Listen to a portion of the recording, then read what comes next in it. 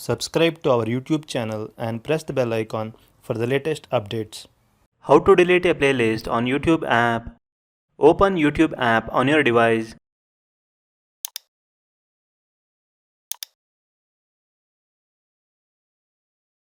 Log into your YouTube account if you are not already logged in.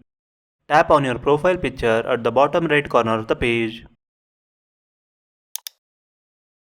Now in the playlist section, tap on the View All button. All the playlists that you have created can be found here. You can sort the playlist using the drop-down menu at the top. Now to delete unwanted playlist, tap the three-dot icon next to it. Tap Delete from the pop-up menu. Tap Delete again to confirm. As you can see, the playlist has been deleted. This is how you can delete a playlist on the YouTube app. Thank you for watching.